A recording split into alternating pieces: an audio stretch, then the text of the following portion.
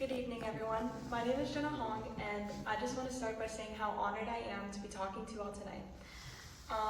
I just hope that what I talk about, I wanted to make you guys think about your experiences and how those experiences relate you to mine. And I want you to think about your family and maybe families that you don't know, families that live down the street. Anyways, behind me, I have an image of my best friend who is a senior who attends Clarksburg High School in Maryland. This picture is from May of 2023 when my friend was only 20 minutes walking distance from home. It was around 7 p.m. and he was just going on a run. That was when 3 masked men attacked him, and one of which was armed with a baseball bat, a metal one. And he struck his collarbone, which, as you can see, broke it. The image shown is the aftermath, and this was followed by 2 procedures and lots of expenses that my friend was not even sure he was going to make it out of.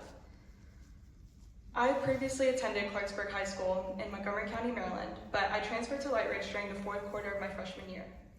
The first things I noticed were how different everything truly was. And I'm not just talking about the way the battle schedule ran or how much bigger and cleaner Lightridge is, but the people. The people I met had lived in this area or county for most, if not all, of their lives, and I wanted to resent them for that.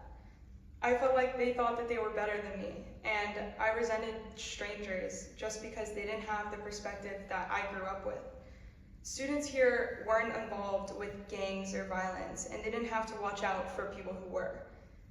Students didn't have to worry about fights or getting jumped or even watching their friends get jumped. Students don't get attacked and robbed on their way home, and students don't have to worry about paying for transportation based on where they live. And I resented the students because of this. They wouldn't last a day where I lived. They couldn't act like that. They didn't know how easy they have it, and worse, they don't even care. It took a year since moving for me to realize that I shouldn't resent them for having privilege. It's a privilege to not have to worry about all those things that I listed and to not be scared every single day. It is a privilege to attend such a well-funded school in a fortunate area, and I resented these people because I was insecure of it. I was insecure of the fact that I didn't have these luxuries growing up. Speaking of privilege, I would like to share a quick story about one of my more recent experiences of my newfound privilege. In the morning, during daily announcements, Lightridge has a moment of silence. And when I first moved here, up until about a month ago, I had assumed that it was for students that had passed away for any reason, whether it was a car crash, overdose, or some act of violence. The way I'd grown up, whenever we had a moment of silence, that was its only purpose, and I never imagined that it could have a different meaning. However, a month ago, I'd overheard a teacher conversing with a student about the announcements, and the teacher had mentioned that the moment of silence and the purpose of it was for kids to have a moment to observe their religion in any fashion that they wanted, whether that was praying or meditation. And I was shocked. It's not a crazy fact, but I was shocked. This experience was a little bit of a reality-hitting moment for me where I reflected on a blessing of mental freedom that I wasn't even aware I had. If I had heard this fact as a freshman who just moved here, I would have been infuriated with envy. But after growing my mindset here, I found myself feeling grateful. I believe it's an immense privilege to not be reminded of or think of tragedies on a daily basis. Whereas in Clarksburg, a spur-of-the-moment fight would leave blood on desks, leave hair extensions on the floor, and students who never spoke up against people who hurt them. Every fight video was actually a lot less cool and more of a reminder of an unpromised tomorrow. I feel so grateful to be able to go to a school where kids and teachers don't fear for scary experiences like that. While violence was a really big problem in my previous high school, I would also like to talk about the lack of funding. Even basic needs of transportation to school were not always covered. Depending on where you lived, you would have to pay just for a bus to take you to the school. And my house was one of those areas. The drive is around 1.5 miles, and currently, where I live here in Aldi, my house is only 1.2 miles from Lightridge, and I have access to free transportation by bus.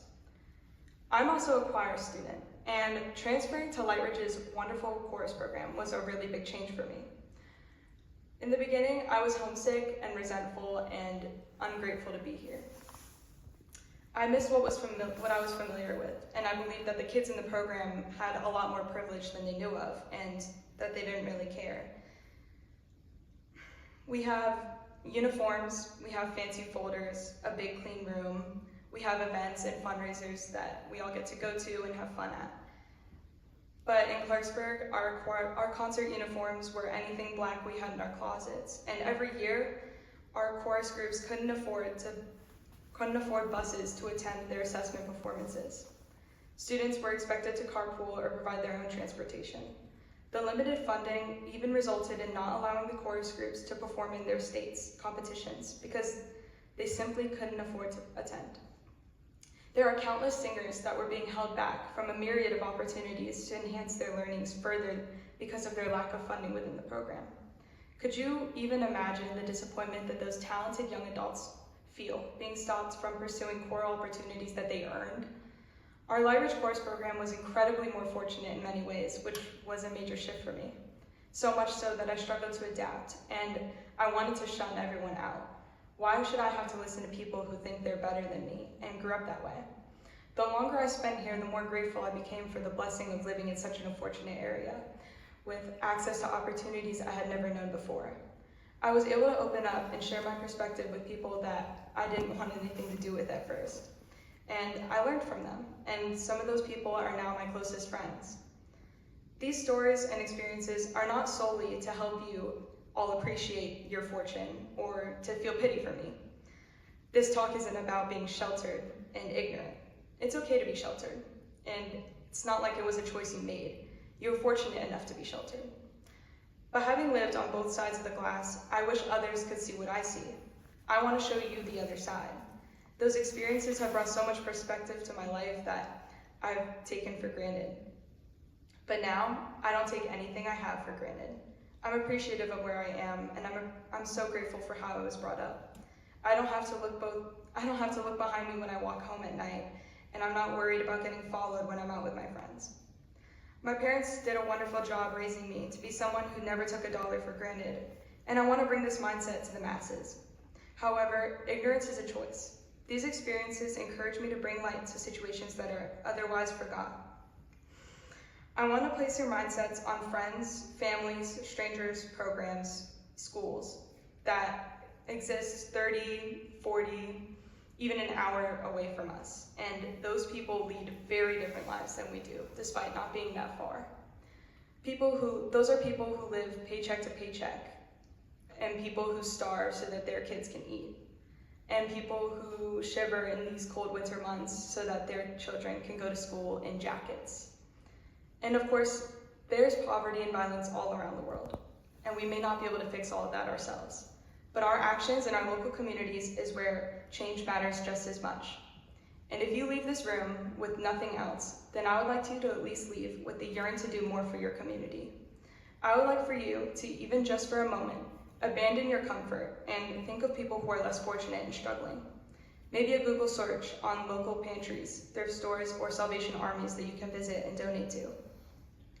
Maybe a local GoFundMe to help families across the seas or families who suffered loss due to the recent airline tragedies. These kind and thoughtful acts will not only help those that receive your generosity, but they will enrich your life tenfold. These experiences will make a difference in how you think, act, and believe. It starts with you, but tomorrow it could be your whole family, your friend group, your peers or colleagues, or it might not get there. But today, it starts with you.